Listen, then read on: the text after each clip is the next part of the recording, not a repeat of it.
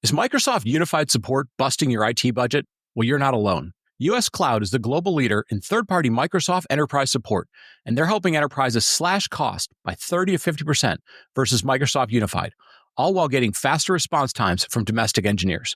No offshoring, no long waits, just expert support you can count on 24/7, 365. Trusted by 50 of the Fortune 500 companies and offering senior-level engineers with an average of 14 years experience with Microsoft technologies, US Cloud is a smarter alternative for premium Microsoft support without the premium price. Ready to make the switch? Book a call at uscloud.com to get started today.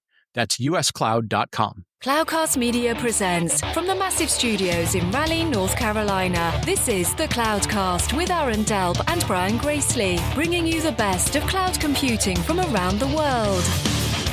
And we're back, and this is going to be a really interesting podcast. We have someone we've been actually waiting to talk to for a good long while, and not just because sometimes we kind of dig into some topics, but we also have somebody who has really been around in the industry and has a really fascinating background as well. And we want to kind of, how can you take that background and apply it to some of your product knowledge and some of your technical knowledge within the industry? And so for that, today we have Siqi Chen, CEO and founder at Runway. First of all, how are you doing, Siqi? I'm doing great. It's a wonderful Monday. Thanks for having me, Aaron. So excited to be here. Absolutely. So as I mentioned, first of all, your combination of both a technical and a business and financial background is really fascinating to me. How did you go from NASA and JPL and being a coder and developer to eventually head of product at Zynga and now CEO, CFO at finance platform startup? Give everyone a quick introduction and kind of origin story, if you will. Yeah, I think it's mostly by accident, by doing the things I thought were most fun. I majored in math in college, and the reason why I majored in it is I was one of the few Asian kids in my high school to not get 800 on a math SAT, and I was so upset about it. So I thought I would major in it, and that ended up being very fun. Math is the foundation of almost everything that we do, from economics to science, so I got a lot out of that. And then I was fortunate enough to get an internship and then a job at NASA JPL for a time. Was able to work on the Mars rovers, both the Mars Science Laboratory as well as the Spirit and Opportunity rovers, doing some machine vision work in the machine vision group. So that was very fun. But this is around, 2005, 6 or so, and the internet was happening, Web 2.0 was happening, and I thought I really wanted to get into it. And I want to build some interesting products. So moved to the city for a search engine startup called PowerSet. Started my first company making games when the first Facebook platform came out. And then I've kind of just been working on and building companies' products since then. And now I find myself running a finance software company. So it's been a long and winding journey. Fantastic. Yeah. And actually, let's talk about that building products for a little while, right? And so I definitely noticed your background. There was this core concept of building, right? And you mentioned that. And what has been kind of your philosophy in building products, all the way back from those social gaming days, all the way to building finance and finance platforms, right? How do you think about building products that customers ultimately demand and crave and want? So it's evolved with the consumer space. I kind of started just building stuff that I would have liked to see. And I think there is this almost the delusional sense of grandeur where you're using a product and you're looking at what exists in the world and you just feel like it could be a lot better. Right? Sure. That's really where a lot of this comes from. And so when I think about why Apple became one of the most valuable companies in the world, how many phone companies and phones were there in the world? There were no shortage of phones. But if you do something really, really, really well, people are going to want it. And I think that you can extend that, generalize that to any number of markets, just about any market. And so it turns out that the market rewards you for doing something better if you can actually deliver. And I've always been super interested in that, in building new things that are provably better, that people enjoy, and it makes them happier, whether that's a game or finance software. That's what drives me. Yeah, I love that. And let's also kind of a follow-up to that of how to think about I think one of the biggest things I've seen from a product standpoint, evolution, if you will, has certainly been Gen AI, right? Like AI in itself is it's not new, right? It's been around for a long time, but when it became mainstream, well, why did it become mainstream? Kind of like, to use your smartphone analogy, right? There were smartphones before the iPhone, but it took something come along that really grabbed everyone's attention, right? And I feel like Gen AI and Open AI and a lot of these other things, and now you have, like, it made everyone kind of wake up and even realize, like, AGI was even a thing, right? Yeah. And so, like, we keep hearing all the time, like, hey, it's going to be disruptive.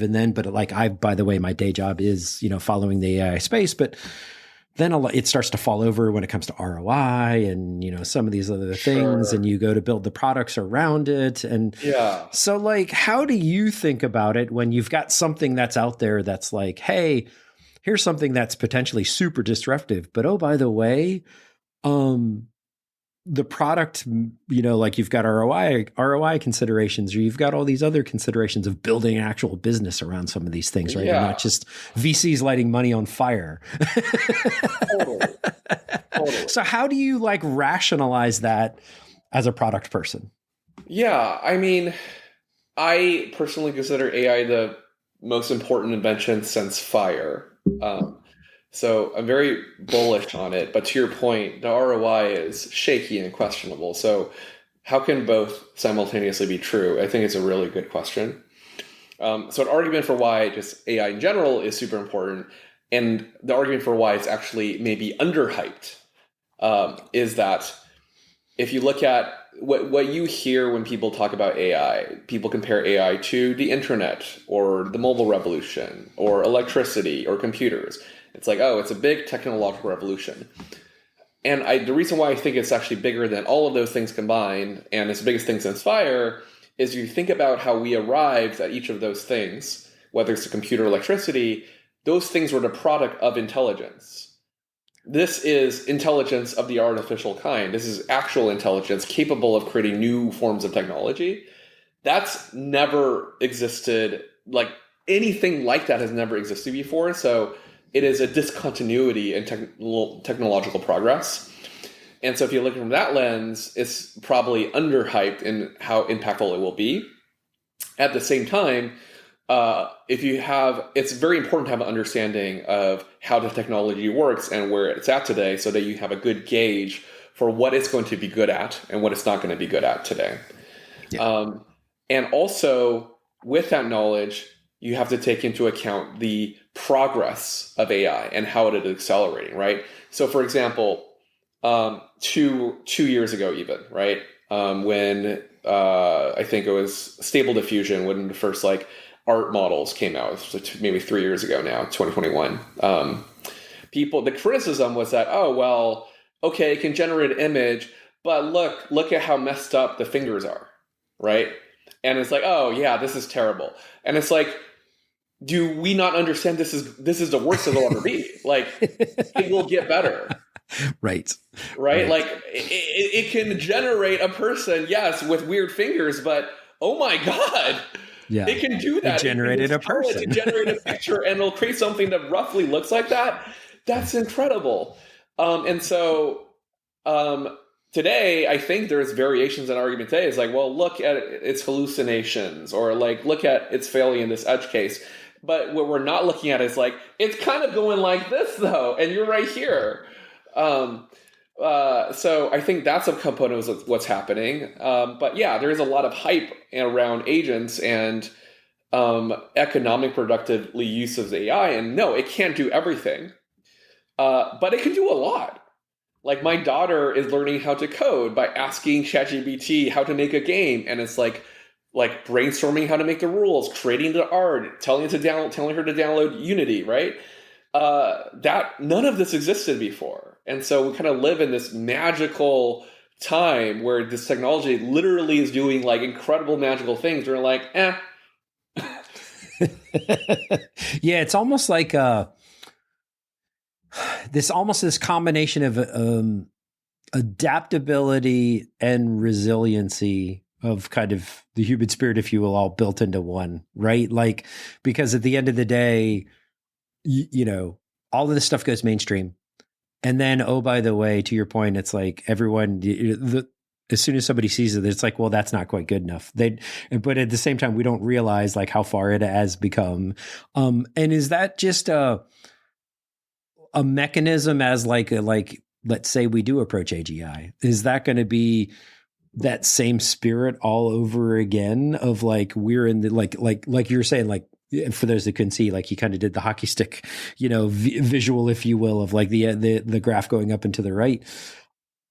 I mean, is that just going to be where we are going to be headed in the future? Is like all these technology waves just go faster and faster and faster. And now we've gotten to the point where AI accelerates everything even that much more going forward.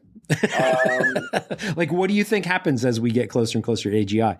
Do we reach a point where humans kind of overload, right? Like we stop becoming. So, I mean, adaptable. There's two things, right? There's like the progress of technology and then how it impacts humans. I think it's pretty clear and obvious if you follow this closely that things are already accelerating.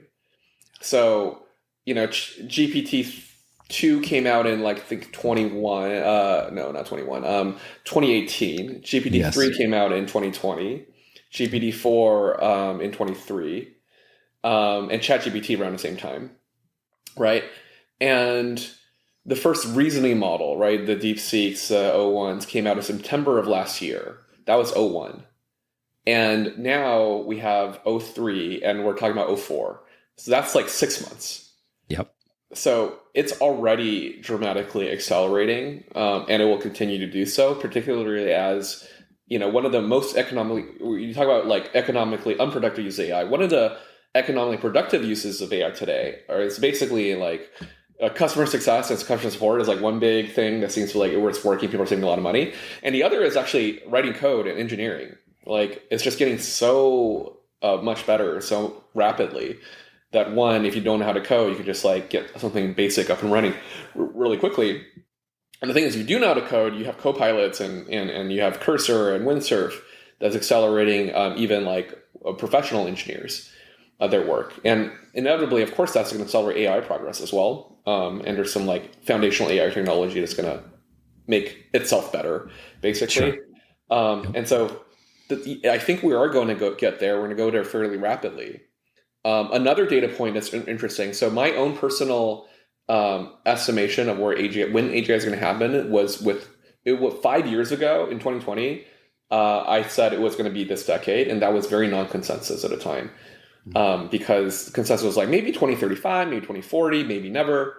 But the reason why I made that prediction is because if you look at the consensus graph of when AGI was going to happen over the last 40 or 50 years, the further back in time you go, the later people thought it was going to be. So in the 80s, it was like, well, it'll be like the 2100s or something where it happened.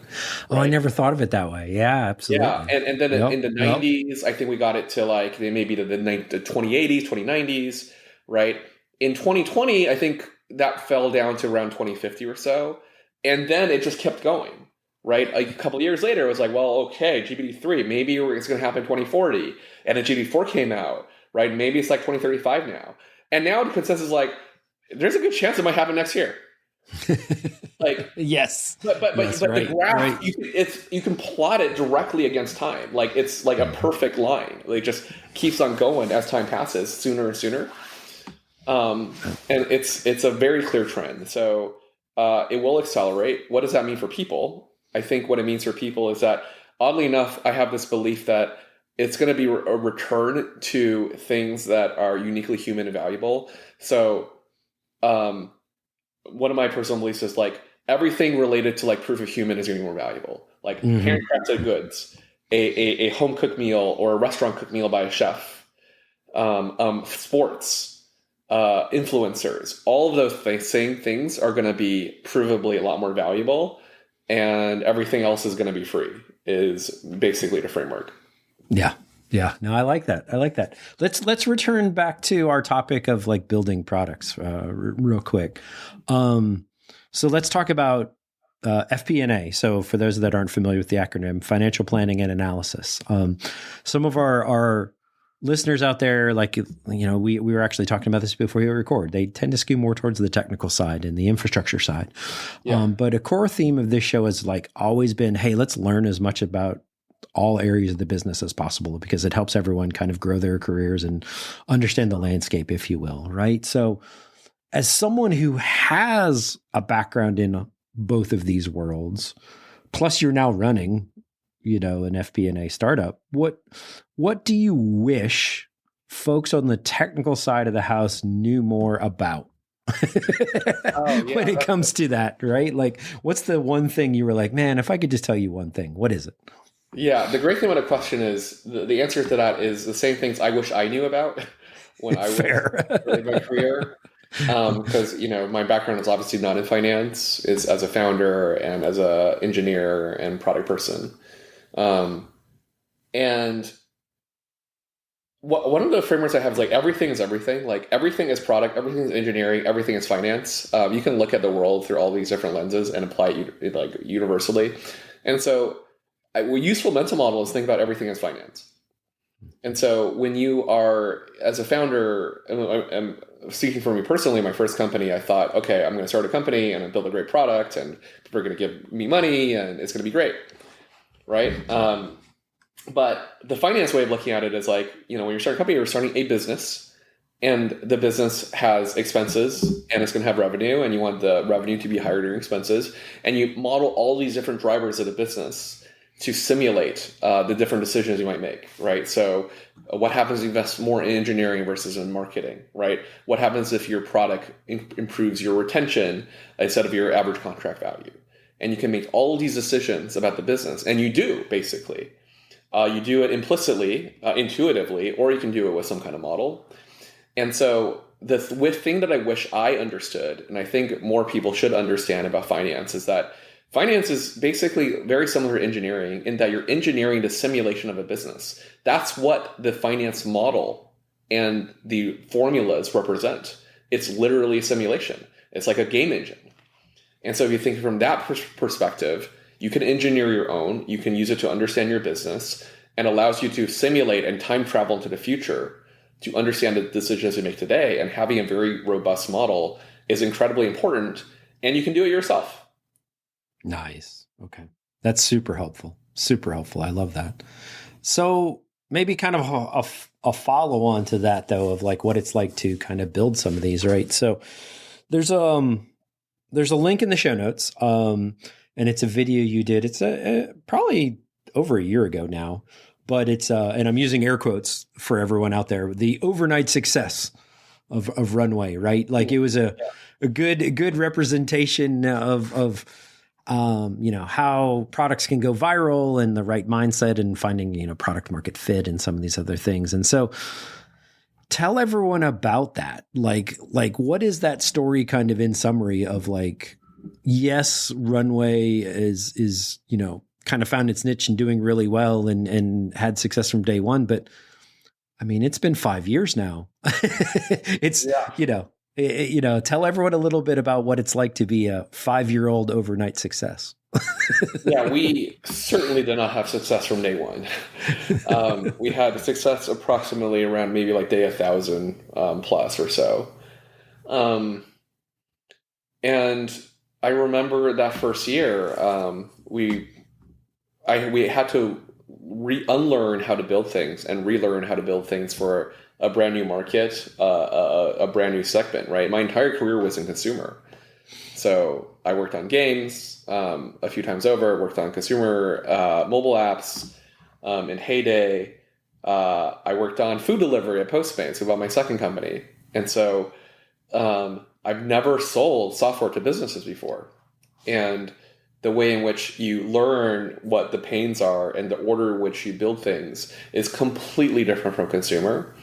And so a lot of the strengths, like the thesis for Investing Runway was like, oh, let's take a good consumer founder and apply it to a product domain that's like been unloved, right? And it's a fine enough thesis, but I think what you have to bet on is what you probably didn't take into account is how much you have to unlearn too to even get good at this. And so that described the first couple of years of Runway. We kind of built and rebuilt and kept on building until we had someone move in for the first time. And so Dylan Field for Figma is one of our investors, and the story I'd love to tell is he described sort of getting to product market fit. It took Figma 6 years to get to $1 million in AR, by the way. Like, people forget how long it took, but he described it as building a house and trying to get someone to move in. And you invite people over to the house and you do this open house, and they're like, oh, it's a great house. And then you say, do you want to move in? And they ask, well, is there a kitchen? And you say, no. And they're like, well, no. So everyone leaves and you go build a kitchen. You invite everyone back. And it's like, so do you want to move in now? It's like, well, there's a restroom. You're like, no. So you build a restroom. And you keep on repeating it until someone decides to move in the first time. Basically, that's the experience of getting to product market fit. And for certain domains, it can just take a long time. And so I think one of the things that helped me, I recommend everyone moves as fast as possible and learn as fast as possible and minimize your mistakes.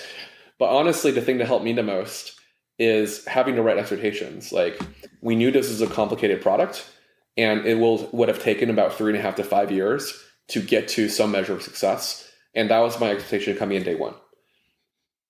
Makes sense. I love that. And so let me kind of combine kind of our two themes together into one question then. So we've been talking about AI. We've been talking about this financial space.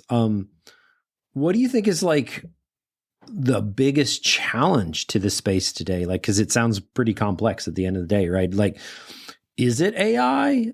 Because the reason why I say that is because I see the biggest benefits, like you mentioned, coding and some of these others, like any area where there's a deep pool of data and you need insights into it quickly seems to be an area where AI could provide some productive benefit, right? And so I guess where I'm going with that is like, is this area different? And what is your thoughts of like, hey, just throw a bunch of data at it and let AI do the models, right? Like where and how does that fit into this space? Yeah, I think this goes back to the question of like, what is the role of humans in the AGI era, right? Like, yes. At the limit, you can imagine that AI can make better decisions on anything, right? It's like, you cannot make a better move decision if you're playing Go against AlphaGo, right? Like, they will always make a better decision than you.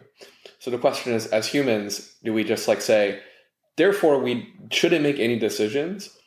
Or do we say, well, okay, we're going to sort of approve and like use our human judgment to say, okay, whether we want one path or the other? And I think that's very much a sort of societal, philosophical decision. My bet is like, we'll probably similar to, there's already existing rules in place where, you know, in the military for military purposes, AI is not allowed to autonomously kill, right? You have to like get a human approval. There's always a human in the loop. I think some version of that will be true for most decisions of significance. And I think that will be true in business too. And so from that perspective, I think AI will help us accelerate these thoughts, but we still need to be able to inform our own tastes and intuition and judgment. And so it's very difficult to make forward progress on technology if you don't understand and you didn't go through all of the development and study like the foundations of it. Just because AI can like figure it out doesn't mean that's not still valuable. I think the same thing is true for business, is that it's very difficult to understand intuitively what the drivers of the businesses are, what are the key levers, how does it work, without building it and understanding it yourself. And so certainly AI can make it a lot more accessible and accelerate that work, but I don't think it really replaces the need for humans to find clarity within the complexity of the business, and the complexity of the business is only increasing. And so I think my personal bet is the differentiator is actually going to be design. It's going to be tools for thinking that makes sense of all of this multiplying complexity, multiplied even further by AI, in a way that makes intuitive sense to your head, and you can fit in your head. That plus AI, I think, is going to be the potent combination. I love it. No, that's fantastic. I think that's actually a good place for us to kind of close this out. Final question for you. If anyone out there is interested in reaching out or finding out more, what do you have coming up, and how can folks follow you, say hey, or check out what you've got going on at Runway? Yeah, well, the best way to find out what Runway is we're at runway.com. We have great demo videos that you can see, and you can follow me on LinkedIn. I'm Siqi Chen, or on X, I'm Blader, Blade with an R. Nice. Fantastic. Well, Siqi, thank you very much for your time today. I certainly appreciate it. And for everyone out there, thank you very much for listening this week. And of course, as always, if you enjoy the show, please tell a friend, please leave us a review if you can leave a review wherever you get your podcasts, and always looking for feedback as well. show@thecloudcast.net. On behalf of Brian, who wasn't able to make it this week, and myself, thank you very much for listening, and we'll talk to everyone next week. Thank you for listening to The Cloudcast. Please visit thecloudcast.net to find more shows, show notes, videos, and everything social media.